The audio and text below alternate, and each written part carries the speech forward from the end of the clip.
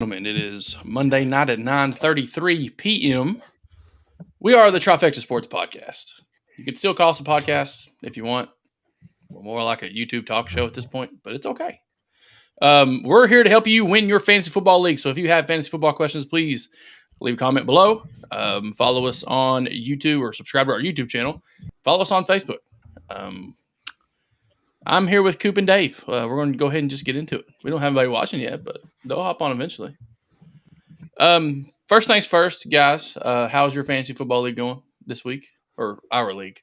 I personally am. I don't want to jinx it, but last week I kind of got hounded for my trade with Lamar Jackson. But you boys 2-0 since that trade. I started off 1-2, so obviously something's going right. And this week I started Jimmy Garoppolo and Jacoby Brissett as my quarterbacks. And I started the wrong Bears running back. Yeah, I saw that. That is, you went ahead and made this trade, and you'd start Daniel Jones. You defended the man last week. Yeah, he was hurt, though. He was questionable up until game time. It was an early morning game. So I just went ahead and got a safety net.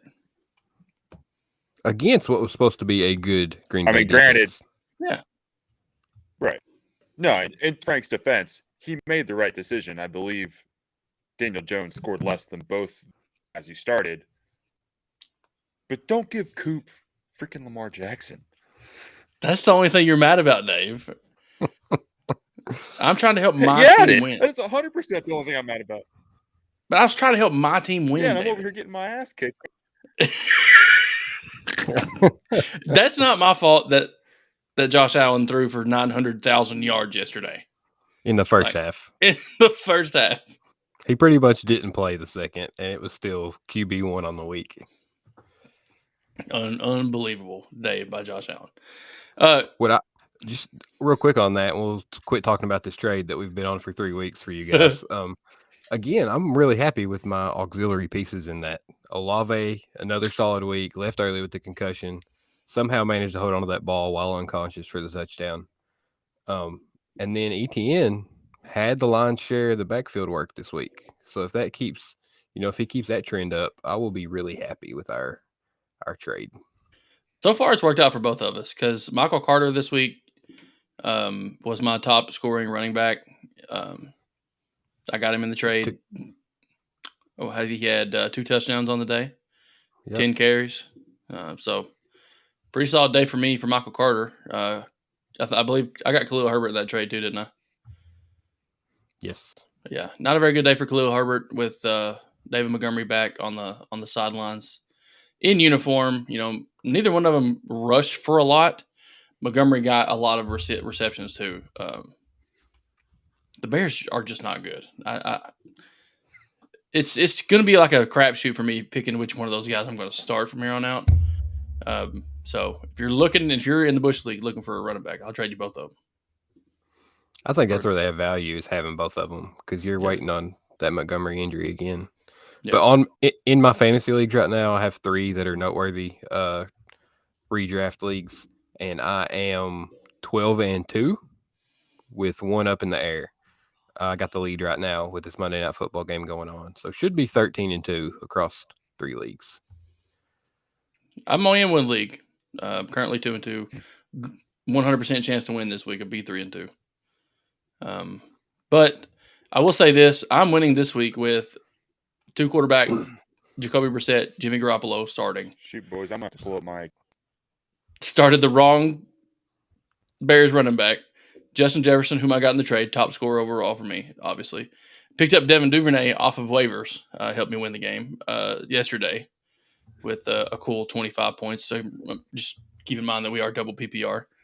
I had Jonathan Taylor out with an injury, Rashad Bateman out with an injury. I also picked up Josh Reynolds from the Lions last week. Didn't start him, had a hell of a game. Yeah. So there's that. Making good pickups. I'm making the right moves. I just got to find the right combination and get lucky a couple times. But I'm still winning. So I'm 3 in a row right now. I dropped Josh Reynolds, and I think this is an important thing to talk about because he was not a player that should be dropped. I already had 7 wide receivers on my roster. None of them could I talk myself into sitting for Josh Reynolds. I can only play 5. Additionally, I have Jameson Williams in my IR spot waiting on him to come back. I think he takes that role when he does get back. He makes Josh Reynolds, a 4th or 5th receiver on that team. And my running backs need help. So it was more valuable to me to go pick up even a Tyler Algier, who I don't think has the value of Reynolds, especially this week. Like, I didn't think he was going to outscore him, and he didn't. But for the roster construction I have, it made more sense because there's a scenario where I have to play Algier. But Josh Reynolds was never going to get in for me. So that's something to think about when you're adding these guys on waivers. Don't just get the highest projected point total. Look at what your positional needs are. Yeah, for sure. Dave, how's your week going, buddy? It's been a weird week. Bush League, I'm very happy with my team's performance minus some guys. I think I put up 308 points against Coop. Coop is getting the best of me, but as we said before, I think about 50 is a guaranteed win. So I'd say like 320, 315 is where I kind of am shooting for each week. So not upset with the performance, just playing a better team this week. The thing that really sucks is I made Coop's life so much easier by giving him Mike Williams for DJ and Darrell Henderson Jr.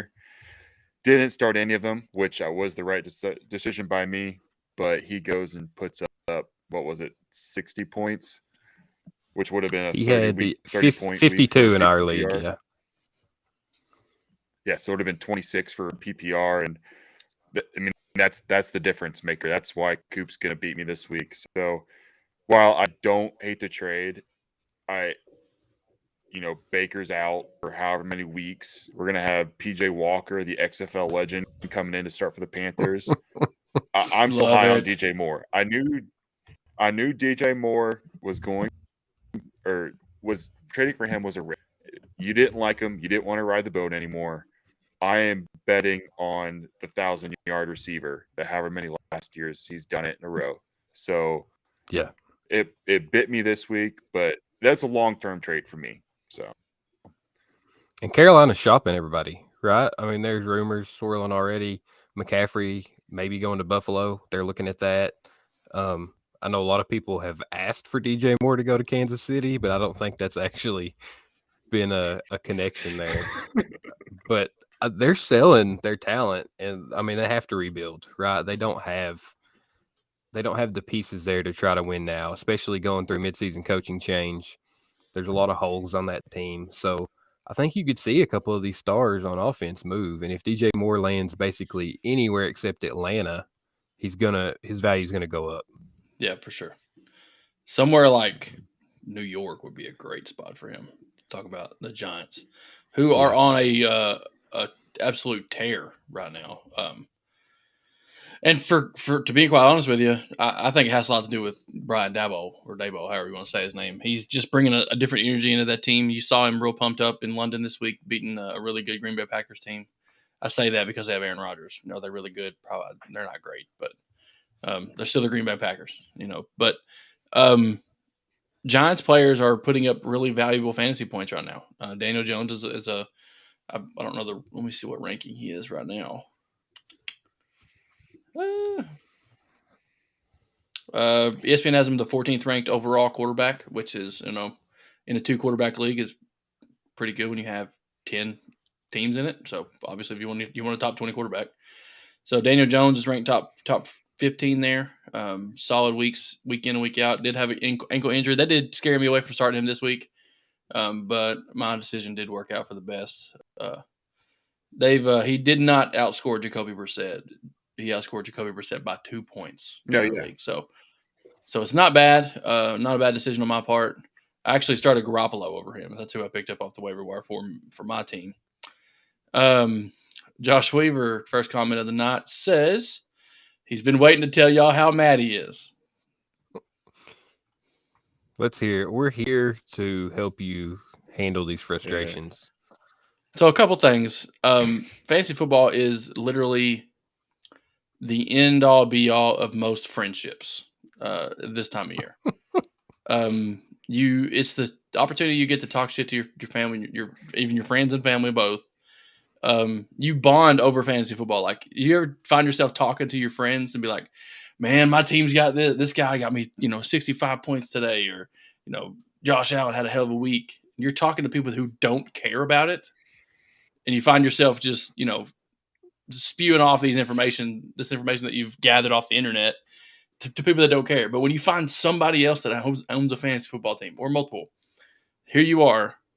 That's the immediate bonding experience for you. And it's the greatest thing in the world.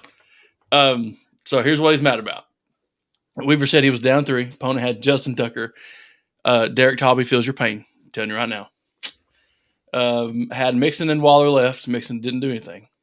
Waller needed to score 3 points more than Justin Tucker. Mixon sucks. The Bengals are not good right now. And Waller goes out of the game with a hamstring. He needs 7 points from Waller. 7. He said it about 8 times. 7. 7. In this season, Kate, I'll get to your question in a minute, buddy. If I'm going into that final game of the weekend and I'm relying on a tight end, it's a loss. There's no predictability outside of Kelsey. Tight ends, no. Tight end, I don't rely on him. And I would feel okay with Andrews. I think he's just had a couple lower weeks. But, man, the tight end position, let's go ahead and throw Taysom Hill out here, boys. What the hell's going on? Here's the thing about Taysom Hill. You can't trust him because he's going to disappear for the next 4 weeks and he's not going to touch the football. He is tight end 4 on the season with 1 reception. He has caught 1 pass, and he's tight end 4. I think there should be like it's going to be 2019 all over again. You're going to let him run the offense? Put him in the tight ends? No, they're like, wait, he's going to be the starting quarterback in your tight end spot. Oh. He's got 1 reception and 1 pass attempt on the year as a tight end, and all of his other points are from rushes and rushing touchdowns. And Mark Andrews was taking goal line snaps. Did you guys see that? He was in the game? Yeah, under center. Yes, under center. Yeah, Taysom Hill's not a guy that you're going to roster. I don't think you might. Not right now. I wouldn't do it. You're not. I mean, I don't know. Colton King from Facebook says, "There ain't no helping me, boys." I don't want to, throw Austin Monet under the bus, but he's in the same boat. His team is not bad. I don't know how he's not winning games. It's the waiver wire at this point. You got to hit on the waiver wire. You got to do something. All right, Cade, here we go. He's got Michael Thomas. Cade Smith from YouTube. Appreciate the comment, man. Michael Thomas and Olave. He's got both of them. So he tried to trade one away. I don't think you have to. I think the only thing hurting their value right now is not having Winston.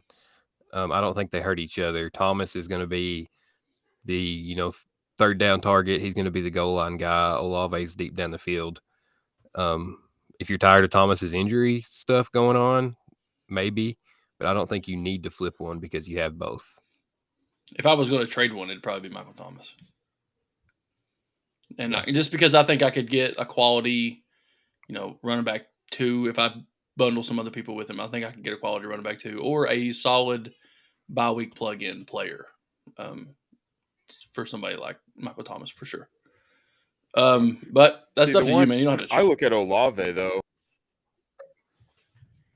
because he went out with a concussion, and we saw what happened with Teddy Bridgewater.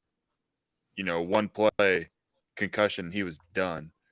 It looks like the league and the NFLPA are taking the concussion things these days, and so is Olave going to be in ability territory where if he takes a bad hit, that he's going to be out for the rest?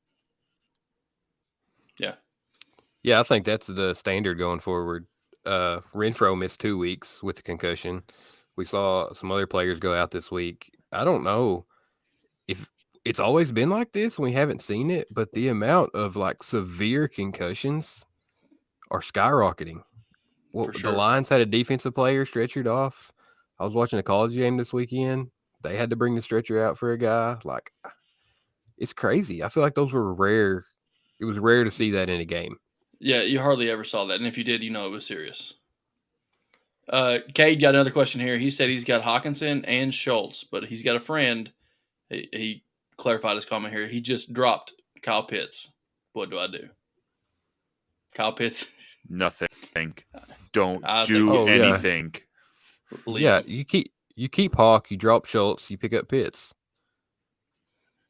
It's going to be hard No to start shot. Schultz over Hawkinson week to week. No way. Pitts has way more upside. I just Upside, don't see- schmupside. Who But I gives a think- crap? He ain't done nothing. He is 21 Schultz is going to years outscore Pitts old. this year. If this is a like Is it keeper a league, dynasty yeah, or pick him up. redraft? If it's redraft, leave his ass in the waivers. You don't need him. If you've got 2 tight ends, why not take the upside of the number 3 tight end taken in drafts versus Schultz, who has also done nothing? Why I mean, does Schultz you have don't more value lose as that your way, second but tight end? I think You guys if are you've playing got- safe. You're playing not to lose. I'm playing to win. If you start the Pitts, you're difference. not winning because you're not getting You any don't have to points. start him. You've got Hawkinson, and Pitts But- has more upside than Schultz. I can see what you're saying, Coop, but I'm not going out of my way to pick Kyle Pitts. This up is right the so this is exactly what I was talking about with what I did dropping Reynolds, who's the better player, but I didn't need him. I had somebody in that position. I picked up a player that had more upside for a position I needed. And I know positionally they're all tight ends, but you don't need Schultz. Like week to week, it's going to be hard to play Schultz over Hawkinson. So why roster 2 tight ends when you're not going to play that second one except for a bye week, when you can get the upside of a guy who can go get a 60-yard touchdown catch at tight end? There's not many tight ends in the league that can do that. All right. I don't know if we answered your question or not, Cade, Yeah. but we all have With 2 Marcus Mariota. different opinions. That's just me. Cooper Rush is going to take that starting spot from Dak Prescott, by the way. Nobody expected that to happen. No way. I'm being sarcastic. All right, Landon from YouTube. Appreciate the comment, man. Make sure if you guys are on here and you subscribe to our channel while you're here, if you're commenting, if you like what you hear, we really appreciate it. We're well on our way to 100 subscribers. I think we had 78 before the show started today. Landon says, David says he'll be back in a second. So we're going to hop on this view right here.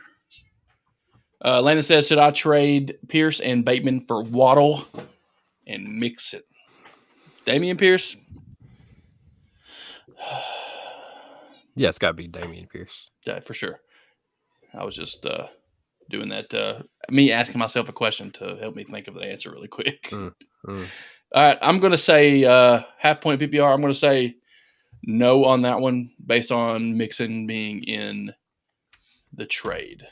I think Pierce is going to be the better option there. Waddle is way better than Bateman as well. But in terms of like overall team makeup, I think I'm going to keep Pierce and Bateman. Coop, thoughts? Do we have an update on Tua? Like That's kind of went into my decision as well. We don't know. I think Teddy Bridgewater also went out with a concussion this week. Yeah. So the quarterback situation in Miami is they're getting ready to call Fitzpatrick back and holler at your boy. So we're to the point now where we have no idea who's throwing the football in Miami. I don't think there's a huge difference between Mixon and Pierce outside of Zach Taylor just not giving him. He's getting opportunities. He's had 7 goal line carries. He just hasn't got in yet. 7 carries inside the 5, 0 touchdowns. He's like up there in the league leaders in touches. I think only Taylor was ahead of him before this week, so he's probably got the lead now. I'm okay with those 2. It's kind of a coin toss for me because I think Mixon will score touchdowns at some point this season. We're just not seeing them yet. And I think Waddle's better than Bateman, especially if Tua gets back. He's for sure better. That's no question. But yeah, I would probably lean Waddle and Mixon, actually. It all depends on who's throwing the football in Miami. If they've got a legit quarterback, I'm going to roll with Waddle and Mixon because those are the 2 better teams. The Ravens are a good team. They obviously just beat the Bengals last night. I don't want to talk about it. But, Dameon Pierce is pretty much the Texans' offense right now. So you're going to get volume there. But you have, really big boom potential with Jalen Waddle. And Joe Mixon gets a lot of carries. He just hasn't found his, stride yet in that offense. And I think it all has to do with the offensive line and the play calls. Yesterday, the play calling was awful for the Bengals. But we can't control that as fantasy football owners, unfortunately. So, Did you guys see Dameon Pierce set the I guess the NFL record for broken tackles in a game? yeah, dude, 17 broken tackles against Jacksonville. He is balling. The preseason high for Dameon Pierce has been well achieved. You look at other preseason high for other players that I don't know, especially for rookies. I don't know that anybody, maybe Olave has lived up to it a little bit. Garrett Wilson at times in New York. Brees Hall is coming, man. Brees Hall is another one. But Mm-hmm. Dameon Pierce is at the top of that rookie board right now. Speaking of rookies, my favorite thing of the NFL season so far was Brian Robinson coming out on the field. Oh, Minnie, man. That was so good. No one else should ever be allowed to walk out to that song again. That's Brian Robinson's theme song. It has been claimed. I got chills, man. I got the goosebumps. It helps that like 50 Cent is my all-time favorite artist of, forever.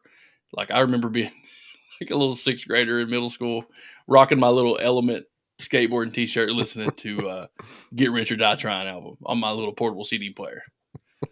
God, that was a good time, fellas. I'm telling you right now. That was awesome. But 50 Cent, huge fan. Hope he follows the podcast sooner or later. But Brian Robinson rolling out the Mini Men. That's good stuff. Epic. Who we got next? There's a lot of comments, guys. We're trying to get to them all. We appreciate the work. New commenter on the show. We're going to Val's the GOAT. Thank you for the comment, buddy, on YouTube. He says, I have Daniel Carlson and I'm up one, but my opponent, I'm assuming, has Waller. Do I win? Is he out? I'm not currently watching the football game, but Weaver has commented on you and helped you out and says Waller was questionable, but not looking like he's coming back. So you might be in the clear, my dude. Cade's got another one. He says, got Deontay and Pickens is available. What do I do about that? So if you're making me pick from Deontay and Pickens, it depends on what kind of league I'm in, for one thing. If I'm in a keeper league, or a dynasty, I'm going to pick Pickens because he's the younger rookie. I don't watch Steelers games. I'm going to be honest with you because I don't like them. They suck. Not a fan, so I don't know much about them. I'm going to let these two guys take that question. I refuse to talk good about the Steelers. I got some advice for Cade. Stay away from Falcons and Steelers, buddies. You are in the two teams of terrible quarterbacks. Out of the two, I'd rather have Deontay. I don't think he's droppable. Pickens his target share is going up with Pickett, but yeah, I just have no confidence in Pittsburgh right now. Even if I have both those guys on my roster, it's hard to talk myself into starting one. I still think Deontay is the top receiver in Pittsburgh. Yeah. Landon's coming back with another question. I got a question for you boys. Go ahead, Dave. Let me hit you all with this hypothetical. Would you all take a Isaiah McKenzie, the other Bill? You're talking about you're a number 4 wide receiver over a number 1 Falcon or Steelers wide receiver? No, probably not. Give me London and Deontay over McKenzie or Shakir. No, Gabe Davis is a different story. Is that line? Well, he's not a number 3, but I mean, for me, I say that is close though. Depending on the matchup, like the Steelers just got blasted last week. I'd say in some matchups it could be where those guys number 1s are flex starts, and you have a number 3 or a number 4 pushing a flex start. Oh yeah, 100%. Sit start's a different question. Just ownership, I think there is a cut there, but yeah, those guys are definitely benchable. Yeah, for sure. Landon's come with another question. He says he's talking about the trade earlier for we had Bateman and Pierce for Waddle and Higgins, or not Waddle and Higgins, Waddle and Mixon. Let me get that out of my mouth. He said he can also trade for Waddle using Terry McLaurin, Brian Robinson, and Bateman. He needs clear depth. He's got Saquon, Kamara, Pierce, and Brian Robinson. Eli Mitchell on IR. I have Eli Mitchell on IR as well. waiting for him to come back. He's going to help my team out a lot, hopefully. But Jeff Wilson's killing it. So Pittman, Higgins, D-Hop, Terry McLaurin, Bateman. If you can do a 3-for-1 on 3 guys that you're going to struggle to get in the lineup week to week, especially once Hopkins comes back, I like the Waddle side. I don't know that Terry's the number 1 in Washington anymore. I think if you can throw Pittman into a trade, that's going to be pretty enticing to anybody on the receiving end. You'd give up Pittman for Waddle? The Colts suck. I'd struggle with that one, man. On the season, I think Waddle's had a better output, but that would be really tough for me. I think it's pretty even. It could go either way for sure, like any trade can. But I think right away, especially if you're mid 500 at risk, we're 5 weeks in now, 5 weeks in, not at a good trajectory to be in the playoffs. Why not make a splash and try to get somebody like Waddle, who could put you up a few games right away? Maybe not last all season, but if that's the kind of direction you wanted to go, I think that'd be great. If you're kind of desperate for wins, Waddle can help you get there. I'm just super. I've been high on Pittman. He was my wide receiver 6 coming in the season. He's let down. Had a couple good weeks. He's been hurt some. I probably couldn't pull the trigger on that, but I get what you're saying. We've seen massive games from Waddle. Yep. He's got a more boom potential, and I think Pittman's probably got a better floor. On Brian Robinson, we talked about him coming out to the awesome song. I don't know that he's going to have that much value. I think what he does is just kind of kill any value that Antonio Gibson had. Like it looks pretty 3-headed right now. I don't see any of them going away, and I think they're all going to get usage. Yeah. Backfields like that are pretty difficult to handle. You're trying to pick one or pick the other. And my strategy is to try not to get involved at all, which is not work very well because I got both Bears running backs on my team. But in my defense, they have not played at the same time until last week, so I happened to pick the wrong one. Still not going to lose, but I'm going to have to pay more attention next week when I figure out who I'm going to play. But yeah, situations like that I would try to avoid if I was anybody else. But Alex M from YouTube says he's going to probably sell Waller. Not a bad idea. Like we said, tight ends, you can find Hayden Hurst, for example, had a really good week. He's had a couple good weeks in a row. He's trending up. He's becoming sort of a favorite target for Joe Burrow. And more than likely, he's on most people's waiver wires. I've had him on my roster. Oh, yeah. I've dropped him off my roster. I've got, Gerald Everett is another one that's probably going to be available in most leagues. Conklin from the Jets. Any of those guys can give you 4 or 5 catches a week. Give you, 8, 9, 10 points in a standard league. And just kind of help you get through a week. You could probably streamline tight ends and be more consistent than you would with one single guy in there every single week. And he says, also, what do you guys think of Waddle? We've talked about Waddle just now before I even saw that question, so hopefully we answered it. I think Waddle's a good receiver. It all depends on who's throwing the football down there. They got 2 dynamic receivers in Miami. They have a really good football team. Just unfortunate that Tua went down with an injury. They were really hot at the time. But anyway. Tyreek got hurt this week, too. I don't know how serious it was. If he's going to see some time, miss a couple weeks. If so, Waddle gets a big upgrade. Huge upgrade. Like Frank said, if as much as we ragged on Tua, or the industry did coming into the season. We did. We need him back there to feel really good about these receivers. Yeah, we for sure did. Cage was another question. He said, I have Russ, T-Law, Geno, Wentz available. What the hell do I do? If you need a quarterback, it's Geno. Yeah. There's not a question right now. Geno all day. Russ is a drop candidate at this point for me. Yeah. I don't like him. Yeah. He's not done anything. I would agree. Wentz isn't terrible, but Geno is the one I would go after. Is he Russ also really hurt, or was it just time to pull out a narrative? I don't know. He's making Subway sandwich commercials now. Narrative. I don't know. Yeah, like, I've had a partially torn lat for the last 3 weeks. Yeah, before Just practice. convenient timing. I feel Yeah. like. Well, sorry I suck, guys. It's because I've got a hurt muscle in my arm. Mhm. We have another comment from Shoals from YouTube. Appreciate the comment, man. Again, if you guys are on here and you're new to our channel, make sure you subscribe if you like what you hear. We stream every Monday night, sometimes Sundays. Last Sunday, a couple of us were under the weather. Coop's coming back from COVID. I've have my own battle with some issues, but we try to do it Sunday mornings before the games kick off, and then every Monday night we get on here about 9:30 and talk fantasy football. So if you like what you hear, subscribe to the channel. We appreciate it. Keep sending us your questions. We're going to answer them as best we can.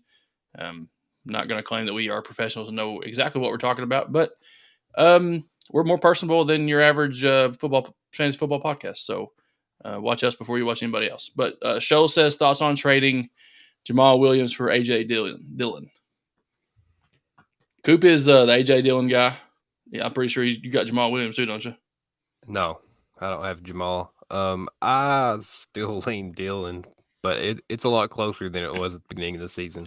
I think it's really close. I don't think you can go wrong with either one. Yeah, I think rest of season it's Dillon. After this bye week for Detroit and they just got shut out, right? Mm-hmm. Embarrassed by Bailey Zapp. So there may be some changes in Detroit. Western Kentucky. Swift should be full steam for the first time since week 1. So I think that's going to curb Jamal Williams' upside a little bit. He's still the goal line guy. He's still got a ton of touchdown upside. Dave texted us after that first game. It was like, Jamal Williams is a problem. Was talking about that's where Darren Waller. Cody says he needs 2 points from Darren Waller to win. He's getting upset. Not looking good, my boy. Not looking good, Cody. Not looking good, man. Sorry to interrupt. My bad. But going back to Williams and versus the side for Williams is we know he is the goal line back.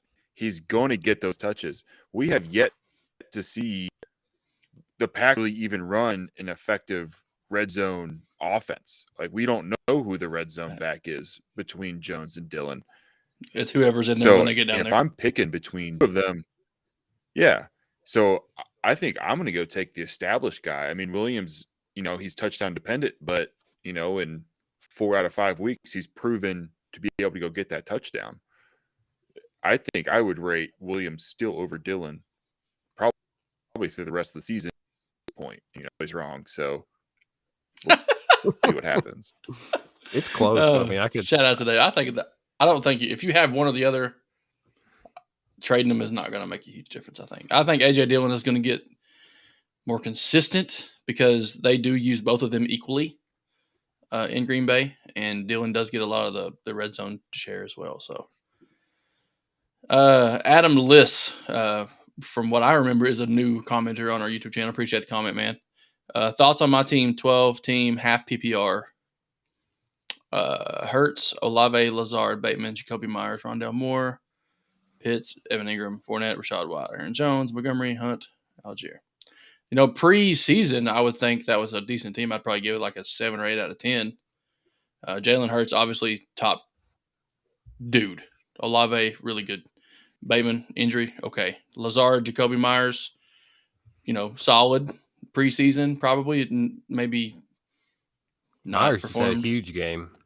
Lazard, but consistently, maybe not the greatest. Rondale Moore's been hurt the whole year.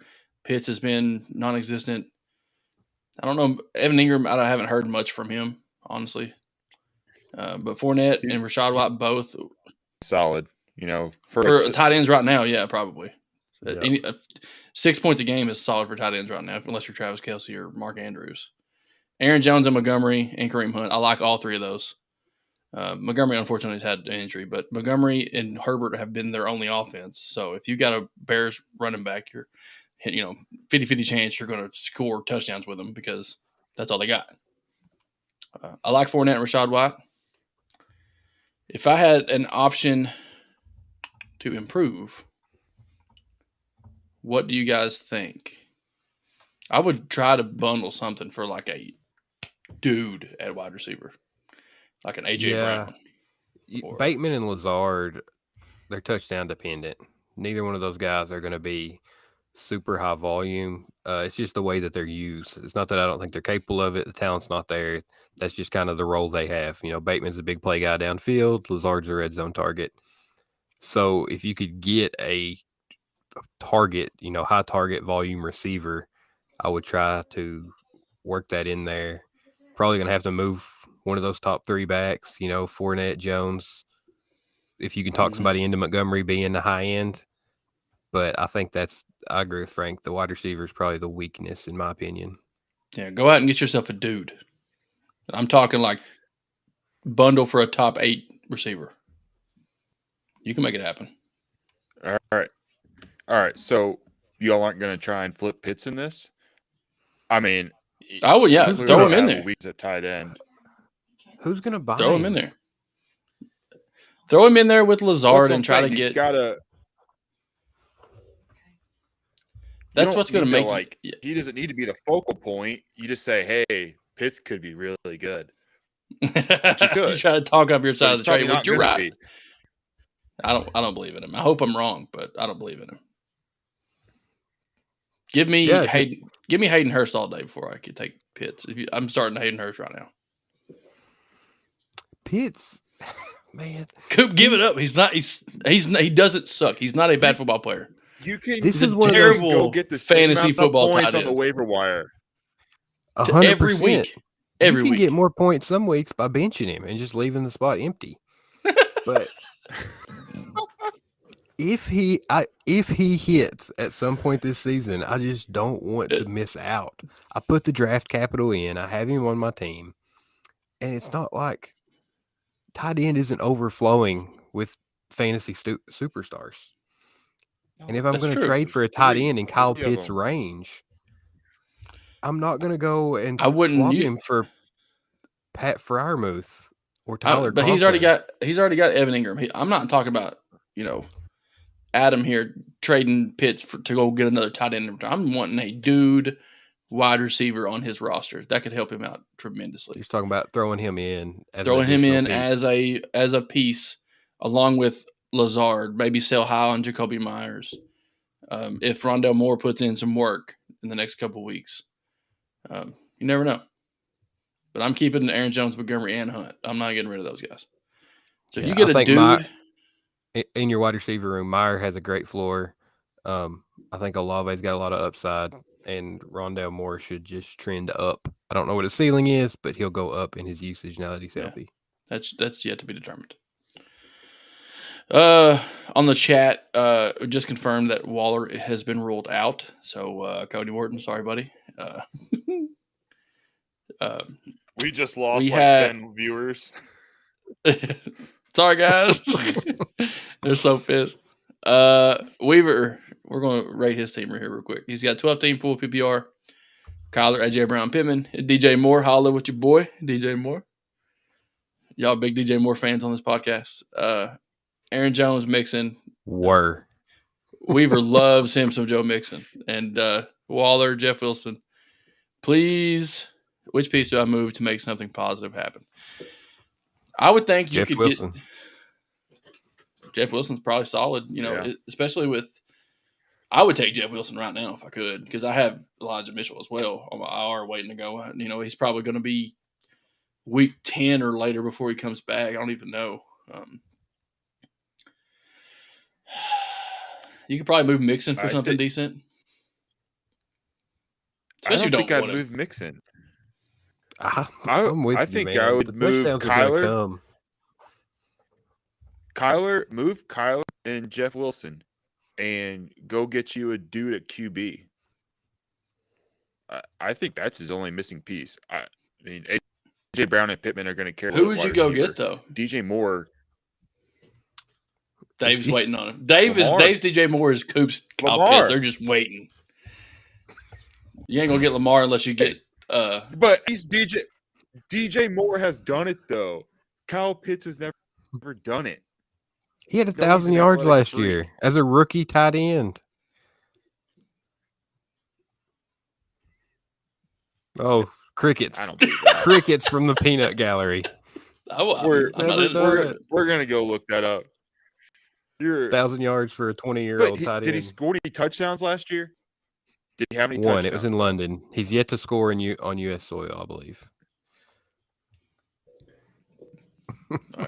All right then.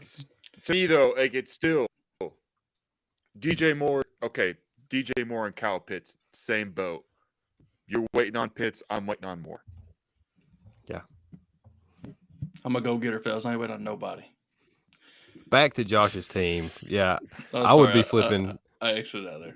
My bad. We'll put it back up. After the next 2 weeks, the only value Jeff Wilson has is a handcuff. So if I can, That's totally not where I thought you were going to go with that statement, by the way. Speaking of handcuffs, did you guys see the video on the giant sideline of that guy getting his quad massaged? Did you see that? Yes. No. And I saw a comment that said Deshaun Watson requests a trade to New York right away. Yeah. It was the camera angle was not helping him. Oh, it's so good. It's so good. Where did handcuffs bring that up, Frank? Well, I want to know the train of thought here to where What are you handcuffs led you watching? to sideline quad massage. I'm watching Coop's blurry video.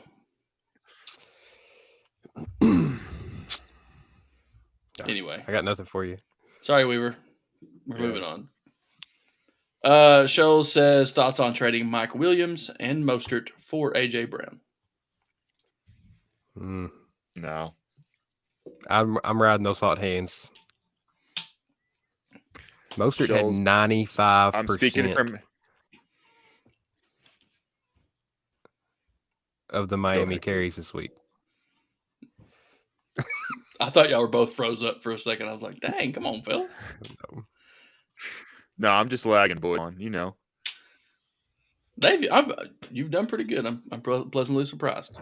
Not to speak before anything bad happens, but, Coop's having trouble now, too, so.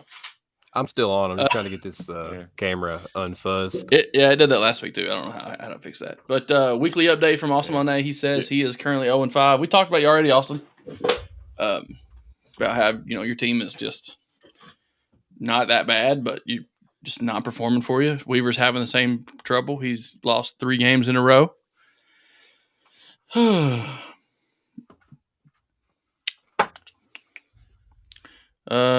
Perone, I'm sorry, I missed your comment there from YouTube. Would you trade James Robinson for Josh Jacobs? I want the Jacobs side of that. I mean, you're going to go get – I would agree with that. Go get you a number 1 running back instead of a timeshare. I think that's an easy trade, especially since with ETN. Robinson was like – Robinson was RB, I believe. So, sell high. He also commented back and said, who do you think I could get? Willing to throw in Lazard, or should I just hold? I think if you trade him straight up, Jacobs is a bad target at all. If Breece Hall, if you can still buy Breece Hall, guy looks insane. You don't think so?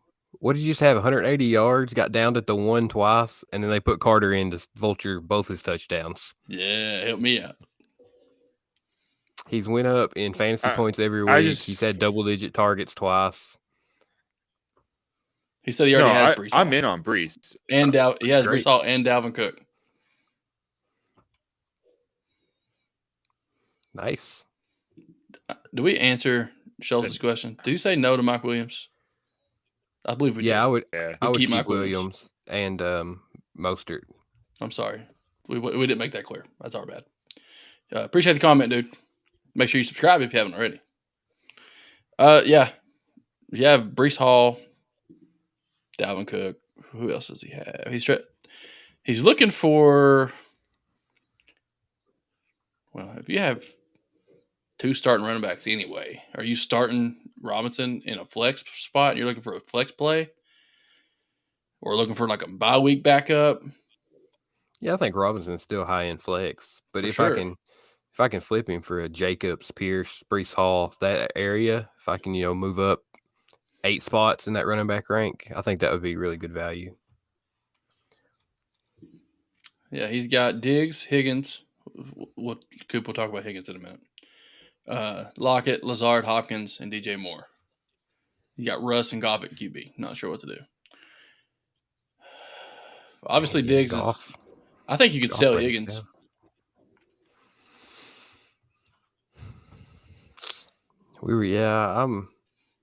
He's so good when he plays. He's looking for a flex. That's what he's looking for. He's looking for a flex play. I think you could sell Higgins and maybe go after Dameon Pierce. Or who else could we think of? Looking for a flex play. You've got plenty of good wide receivers to help carry. You got good running backs.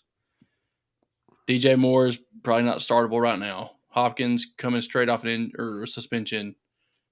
I might wait a week before I put him in there, but I'm not sure. What do you guys think about Keenan Allen? Missed like 4 straight weeks.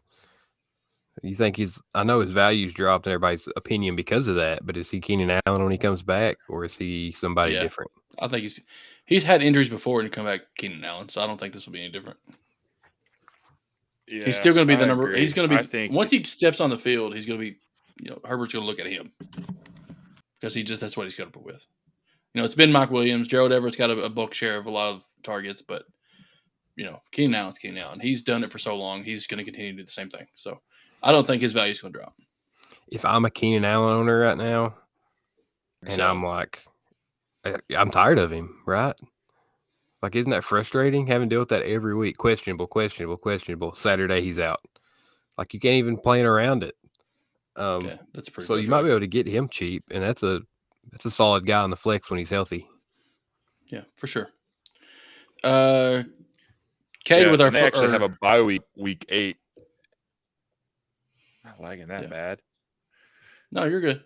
I was talking over top of you, Dave. I'm sorry. All right. Well, I'm just saying, Chargers have a week 8 bye. You could see like a DeAndre Swift scenario going on there, where they're just trying to get him 100% healthy before that final, last half of the season push to get into the playoff. So I'm riding Keenan Allen in a couple leagues on my bench, super frustrated, but I think there's light at the end of that tunnel, and that's why I traded Mike Williams to Coop last week, and he made me eat my words this week. So best of both worlds there. Kate Smith with a kicker question. He said he's got Gay as his kicker. Rams look awful. Should I swap? I think unless you get the top, if you got Justin Tucker, you keep him obviously because he can win. He can win you some fantasy football games. He won me one yesterday. So, you can get any kind of kicker on the waiver wire. Well, something that may not be popular, but is probably true most of the time is like people like to have kickers that are on good teams. It's not necessarily something you should go after. You need somebody that can't really score touchdowns. Somebody really quick, Coop. They have to score some. They have to score some, but if they just get in the red zone, they're going to kick some field goals, right? That's where most of the points are coming from, field goals, not PATs. Let's look at kicker number 1 last year was Nick Folk, the New England Patriots, and I believe he kicked like 5 field goals yesterday. Young Hoku is another one that he usually puts up some points, and he kicks for Atlanta. Like, they never score, but it's because they have to kick. This past week, high-scoring kickers were Nick Folk, just named, Chase McLaughlin from Indianapolis, Justin Tucker, Cairo Santos from Chicago. I was trying to think of Chicago. Like, they're a team that's not going to score a lot of touchdowns. They haven't looked very good, but if you see their scores, they're kicking a lot of field goals. Like, they're weird numbered scores. So you know that they're getting to where they need to be in the red zone and on the other side of the field, but they can't put it in the end zone. So those are the kickers I would go after. May not be necessarily the ones that score a lot of points. I wouldn't go after a Bills kicker or a Chiefs kicker right away because you're probably not going to get them on the waiver wire. But I guarantee you Cairo Santos is available on the waiver wire in most teams, in most leagues. And you could probably figure that you can do that every week. Defenses based on matchups. Defenses and kickers should always have their bags packed ready to go. Yeah. Don't sit on one for too long. Each and every week. Yeah, my fantasy locker room doesn't even have – we don't even have lockers for those two.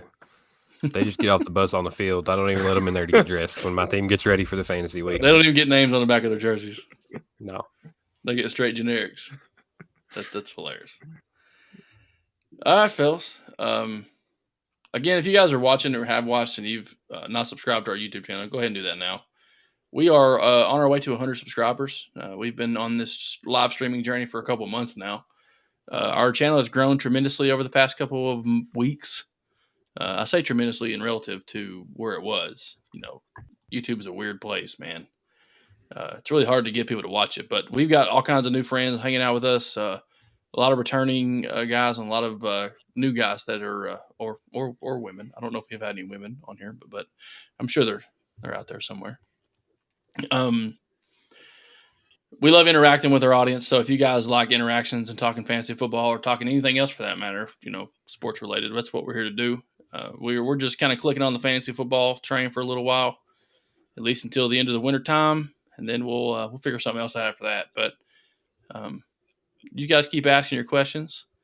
Our friend Pedro, I believe, a returning viewer to the channel. Appreciate the comment, Pedro. He says, "Good evening, gents. Have a Conklin and is that Dalton Schultz as my tight end?" Yep. Dalton Schultz. I didn't read the rest of the sentence. I'm an idiot. Sorry. Dalton Schultz droppable. Yeah. I picked him up, but he's kind of just sitting there because, he's kind of like the Kyle Pitts section where he was, top 5, 6 tight end going into the season in the draft. People drafted him pretty high. Then he ended up on the waiver wire, and I had Cole Kmet. That's who I drafted and got rid of him. So I needed a tight end, so I picked up a couple, kind of see which ones were more consistent, got rid of the ones I didn't like, and kept settled on Gerald Everett.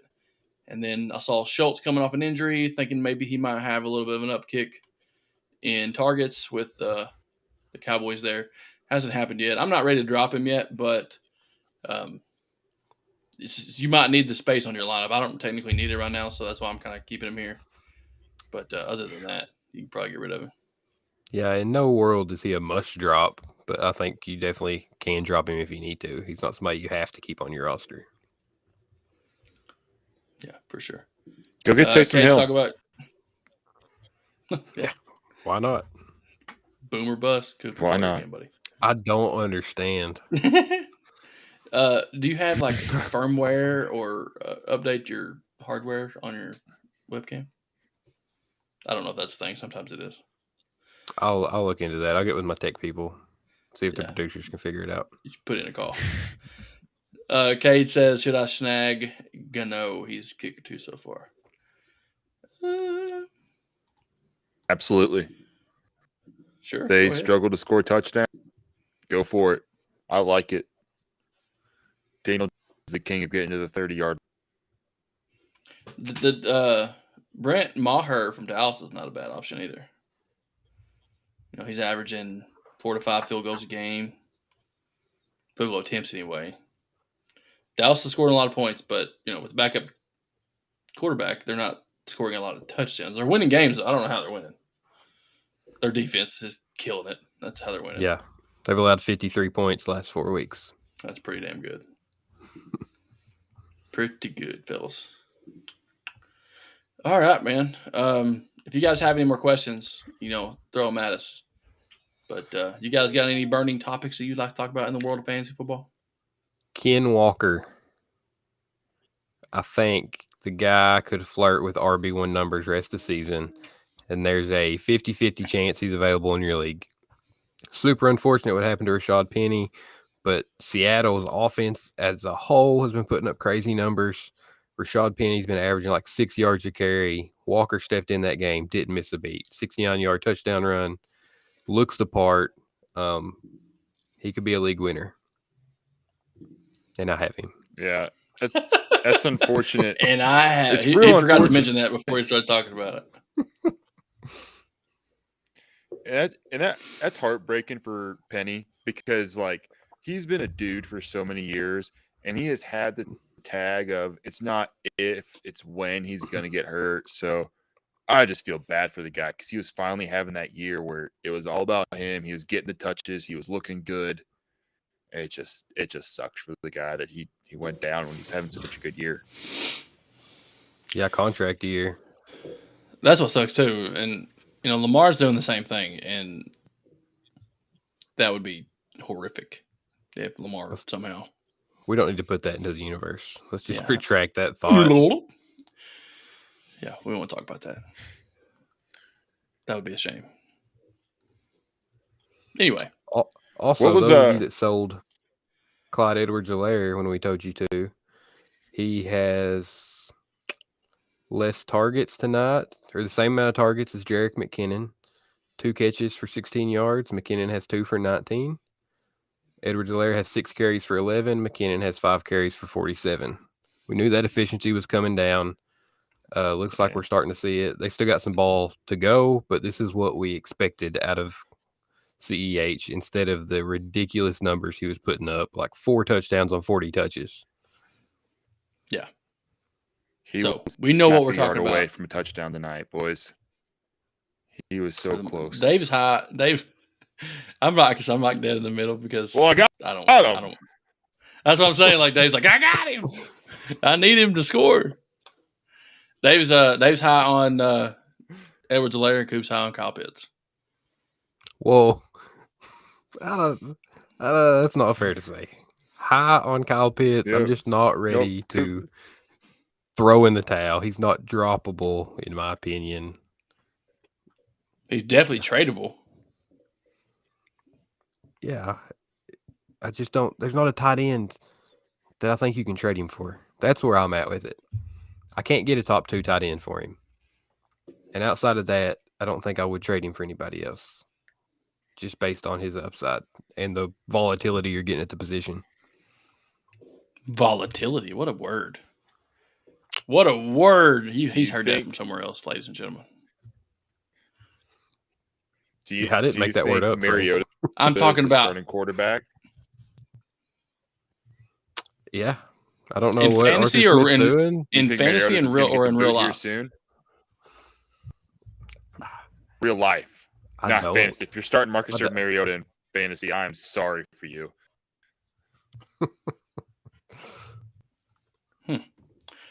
Pedro says he's got a really good second question, by the way. We're going to talk about that. That's awesome. 2 QB league, full PBR, have Wentz, Matty Ice, and Cousins for bye weeks. So you're asking who we should start. Maybe we're in 2 quarterback leagues too. For me, I'm starting. No, it says I don't know if the next question.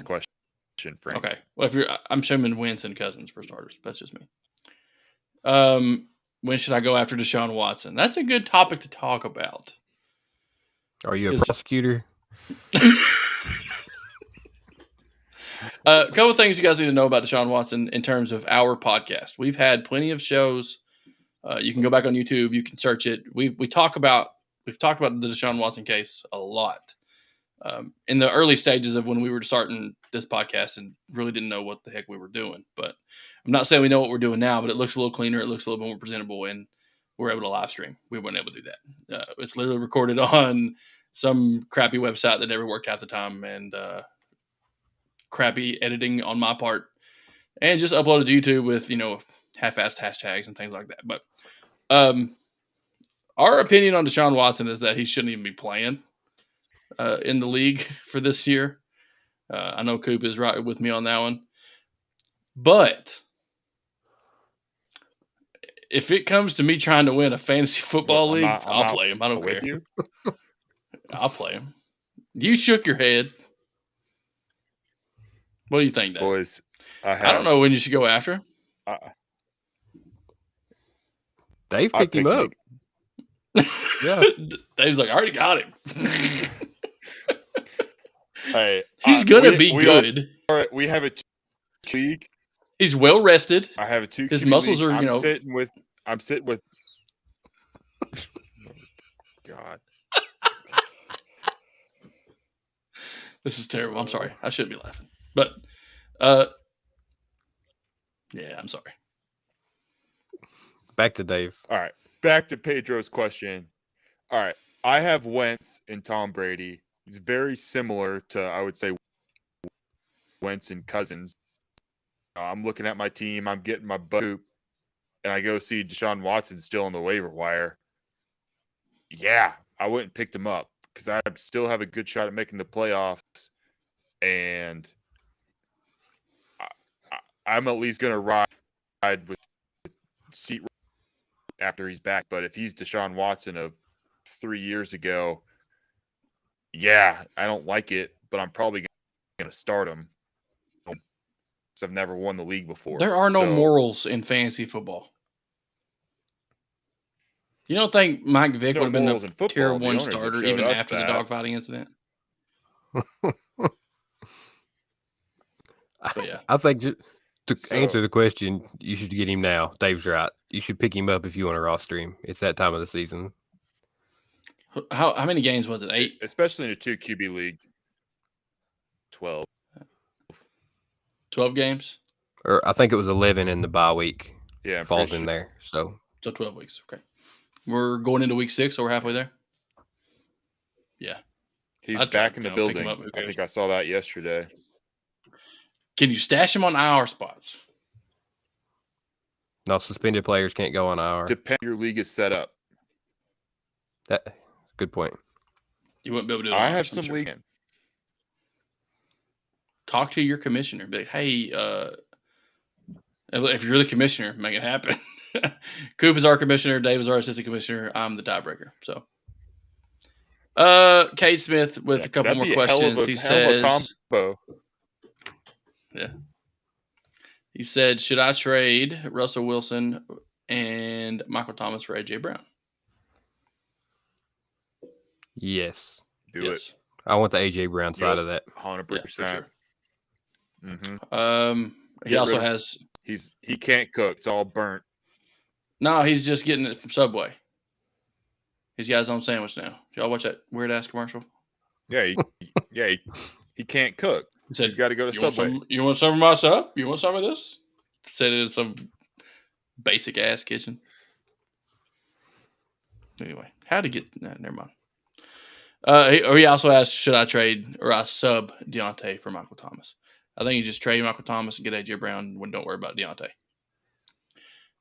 From J Stray, hopefully, if you've watched us before, appreciate it. If you haven't and you're new to the channel, make sure you subscribe while you're here. We answer your questions live on the air. Should I trade CEH, Jeff Wilson, and Elijah Mitchell for CMC? If you can.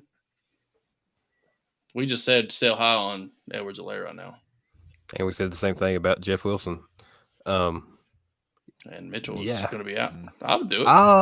I love playing the waiver wire. Like you guys see me, I'm all the time, every week. I'm making multiple ad drops, and I just don't have enough roster spots. This helps too. He's already got Swift and Carter. Then CMC would sure up that RB1, RB2 for you. And you got a flex if you need him in Carter. But you got some injuries going on. It's hard to give up a lot of depth. I still think CMC, if you can get him for that package, is a great deal. New viewer, first time on the stream, appreciate it. Ignatius Pennyfeather the 9th. Hell of a YouTube name. If we need to think of an all name team for the guys that we've commented on that have commented on the show. We've had some awesome ones. That's up top of the list, my fella. Should he trade Najee and Amon-Ra for JT? Have Pierce as an RB2. Do it. And have CD and Jamar. Agreed. Najee's a trap.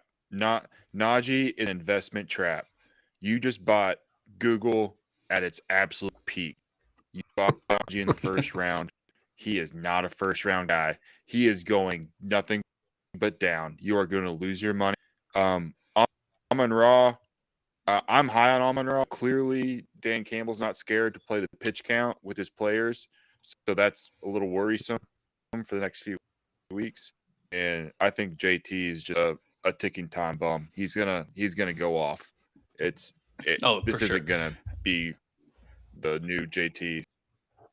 I saw a stat last year that had his season to this point last year was similar, and then he just exploded. So yeah, one of the receivers was talking about it too. Like it's hard to have your offense improve season to season when we have a new quarterback every year. Like it takes Indianapolis to get in a little bit of rhythm.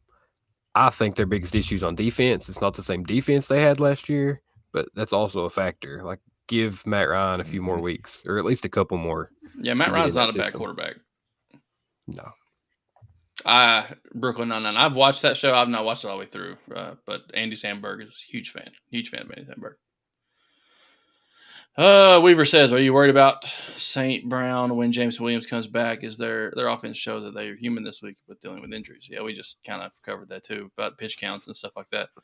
I don't know if Jameson Williams comes out and hammers down the number one spot. I don't think that happens, but I think old reliable always sets in with a guy like Jared Goff. He's not gonna change his ways. He might be more open, if anything. St. Brown might have more opportunities than he already does. Yeah, I think Jameson Williams, if he takes volume, it's going to be from the other guys. Yeah, the Reynoldses and Sharks and those. I look at this at like a kind of like his cup situation. Mm-hmm. Goff has his security blanket. He's gonna look for St. Brown. Yeah, Williams Williams is a rookie. We don't know what type of relationship they have. They probably don't have anything. He's probably not even practicing. So I just don't see him coming in mid-season, and I mean maybe he does take all the target share, but I don't see it.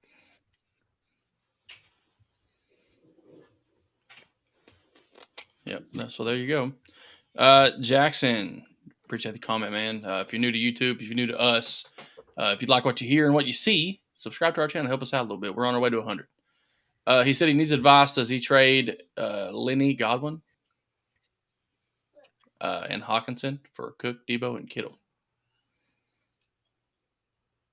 Frank, I see you processing right now. Lenny Godwin's not the name of a player. That's two separate ones. That's Lenny Fournette, Frank. I'm assuming. Yeah, Leonard Fournette and Chris Godwin. It's hard to read these questions, man. I'm not a very good reader.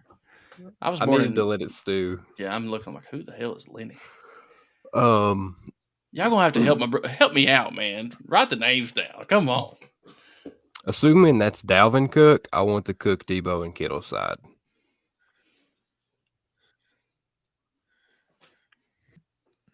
What if you could get him?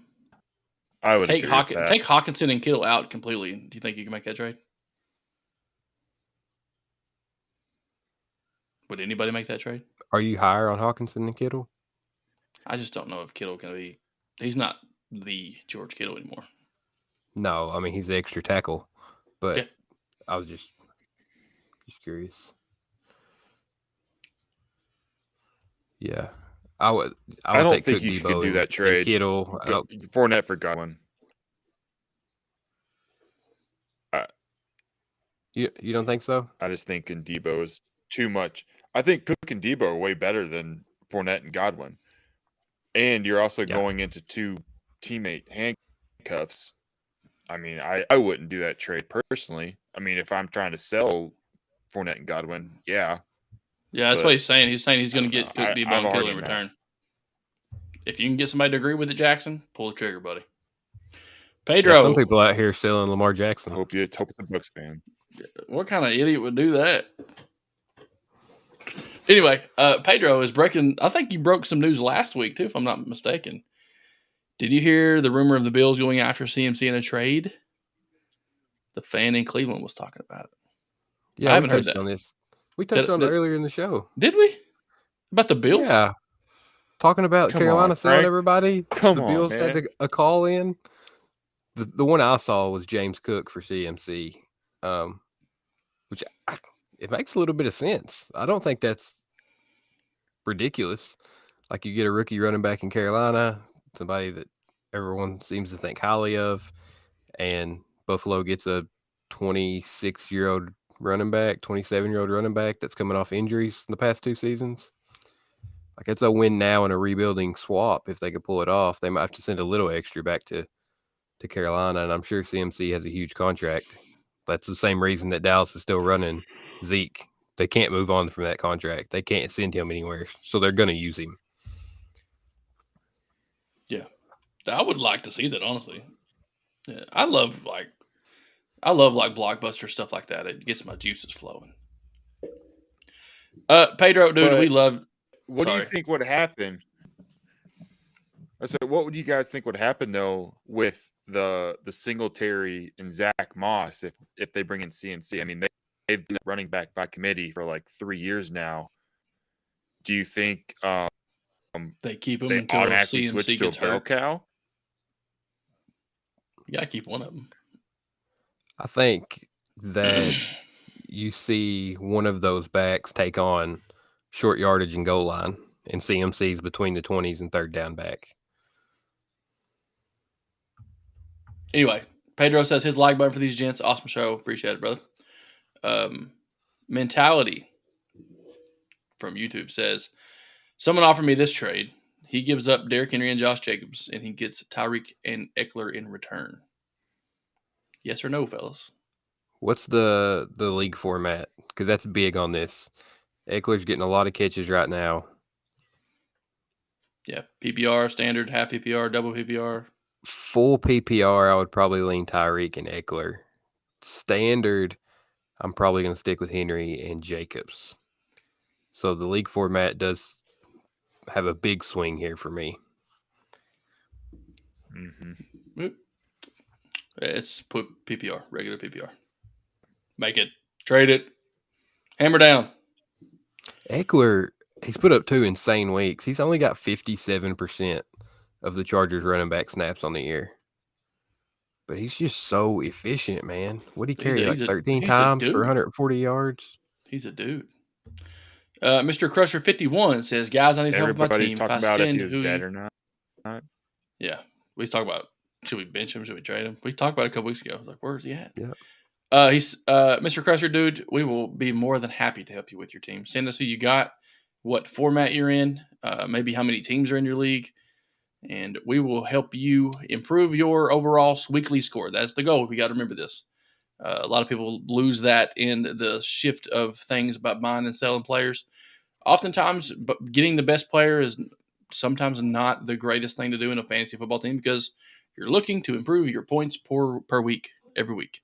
So with that, you're not going to be able to. You need to be able to score more points every week. So if you got guys having duds like Kyle Pitts, they ain't give you points.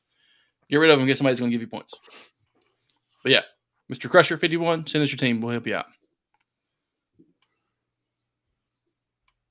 Anybody else? Dave, what were you saying about Eckler? We cut you off.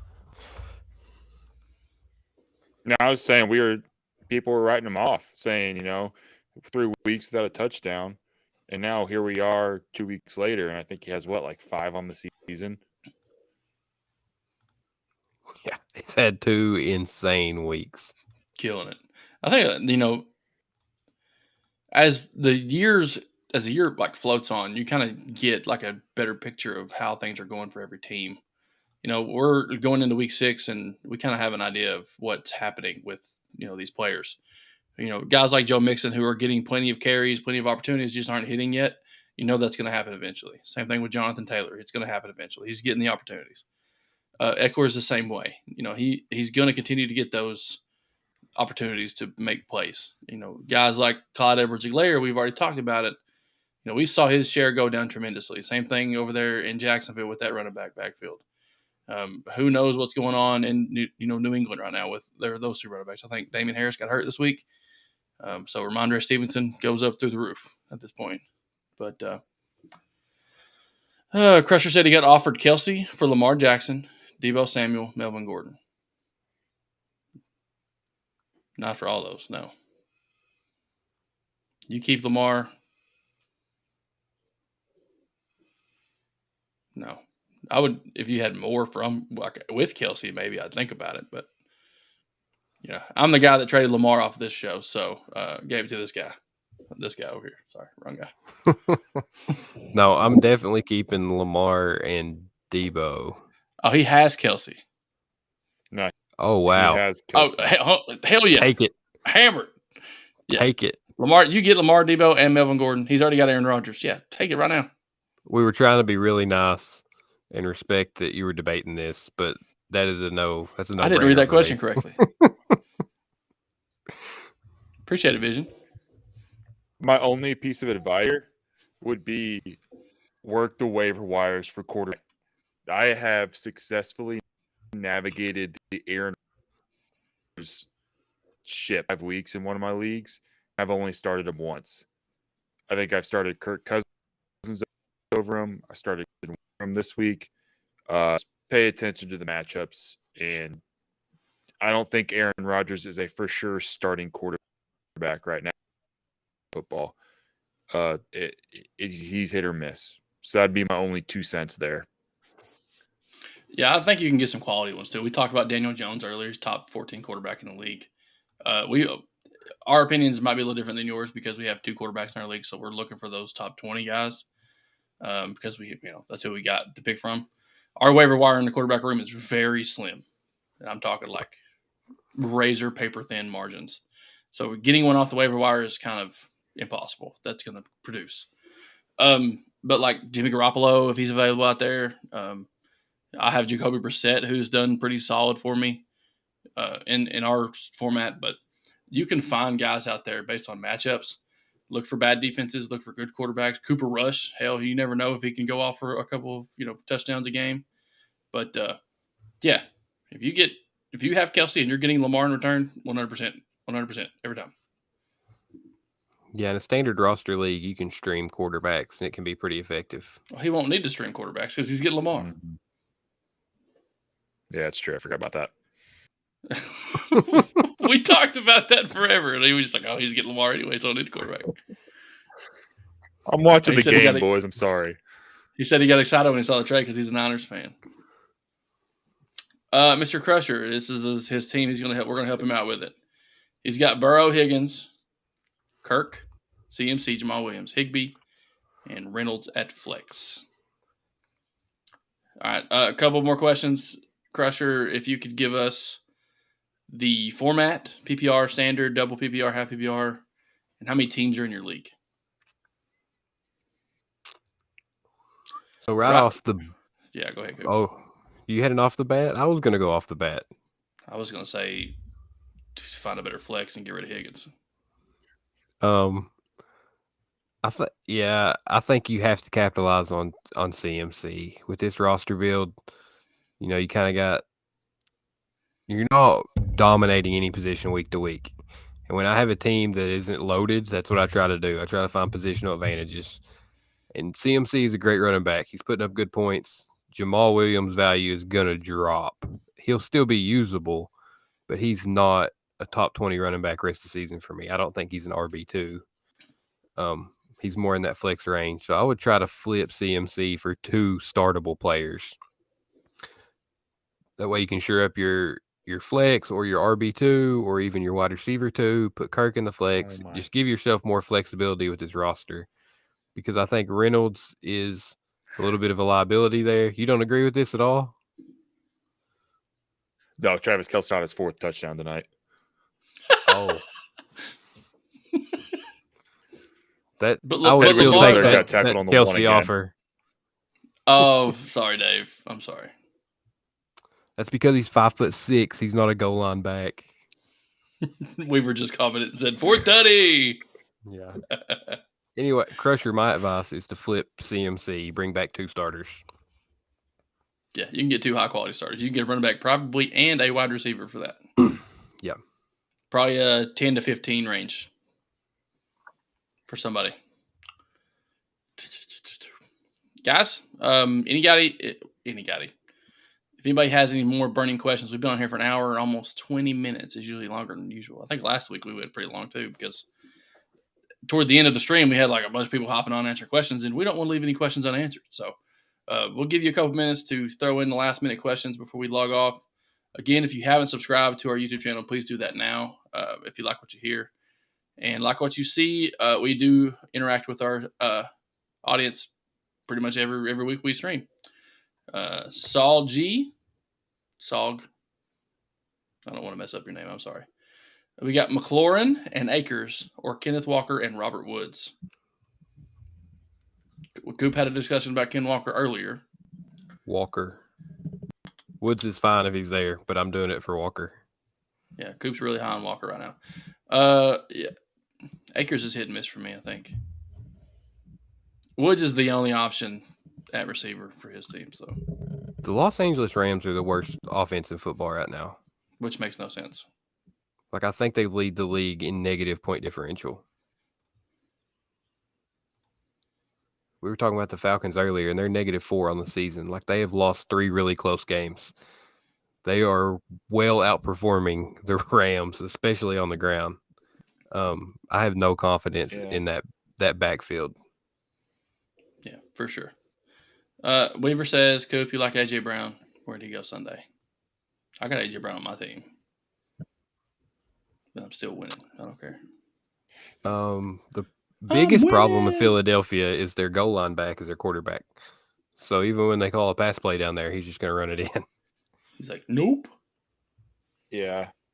Yeah, that's the Jalen Hurts experiment where it's real tough if you have A.J. Brown or Devontae Smith because it's either going to be Hurts, Sanders, Gainwell. Heck, I don't remember the fourth guy's name.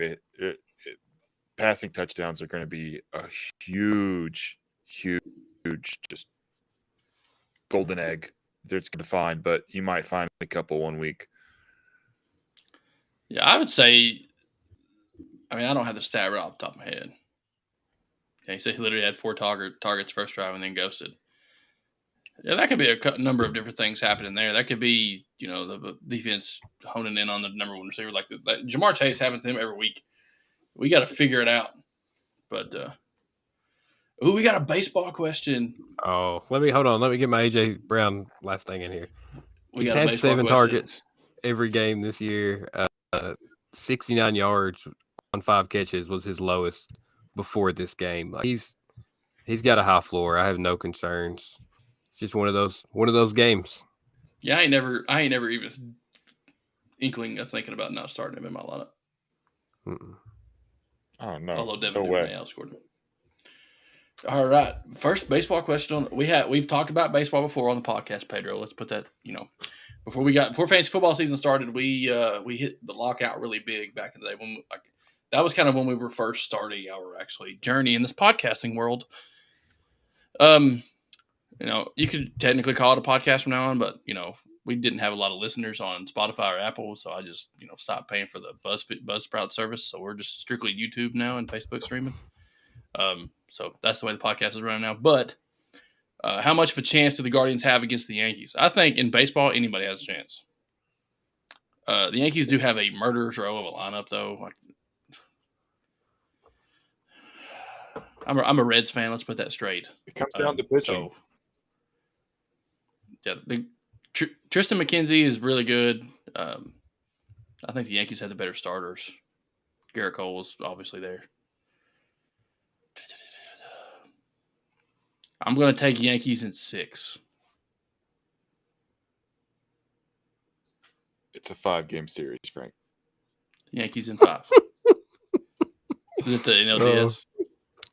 One of the most ridiculous things in sports is a 162-game season and a 3-game playoff series. Like, we need 162 games. At least the wild card is a playoff series. It used to be like a play-in. But we need 162 games to determine where these teams rank so we make sure we get the right ones in the field. But you know what? We're going to take 3 nights to decide who gets to stay.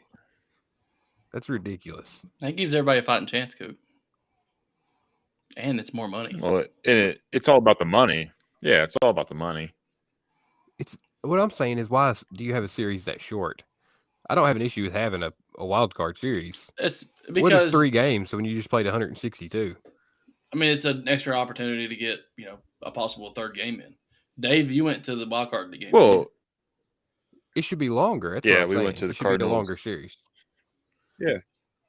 Yeah. No, in the league, the owners are even agreeing with you. I mean, heck, 4 years ago there wasn't this round. This round is pretty much completely new, and like Frank said, during last year it was a 1-game wild card, and that's everybody was like, "Well, that's dumb." Yeah, it's so dumb. And so now, this new CBA agreement, they put in a 3-game series, which is better. They're expanding on it. So I think y'all are in the same train of thought. Get more games because the owners want more games because I think they get all of the TV revenue. So, but boys, I want to hit on that. I saw Yachty and Pujols' last game. That was pretty That's cool. pretty awesome. I'm a Reds fan. I don't like the Cardinals, but you got to respect Yachty and Pujols. The fact that in our lifetime I you don't got really to watch respect Yachty. I mean, he's a Hall of Famer, dude. You got to respect him.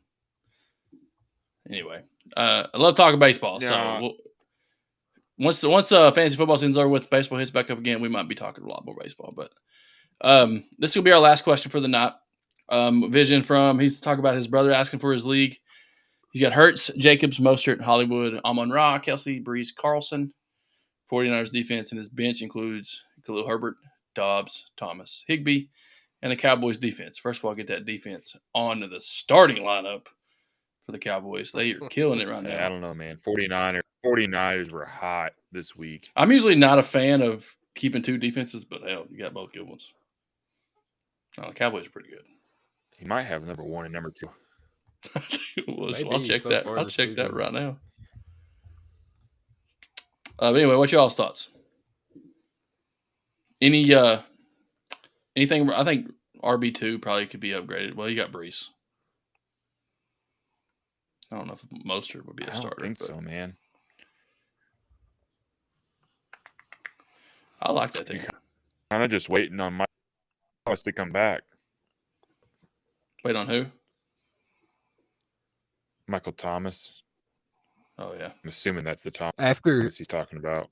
I'm not sure what Kansas City's bye week is, but after that bye week, you can free up a roster spot and drop Higbee because you don't need 2 tight ends with Kelsey. Yeah. And you're not going to flex the tight ends. Week 8 bye week. Yeah. So week 9, Higbee's dropped. He does not need him. I think Brees and Jacobs are going to be top. I mean, they're every week starters. They're both top 20 rest of the season.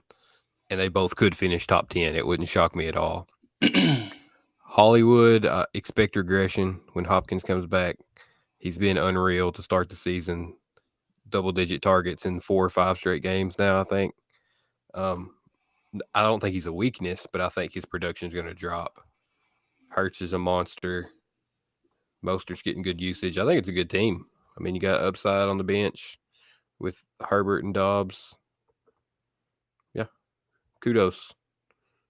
I would expect this team to have a winning record up to this point and should be able to make the playoffs. Yeah, Cowboys, these ranked number 1 right now, guys. Wait, never mind. That's week 5. Sorry. Let's change this. No, actually, Cowboys ranked 4th. Bills, 49ers, Eagles, then Cowboys. But still, you got 2 good ones. Bills. All right, fellas. We appreciate everybody that hung out with us tonight for the last hour and a half. If you didn't get your question answered and you have a burning question, you can always talk to Coop on Twitter.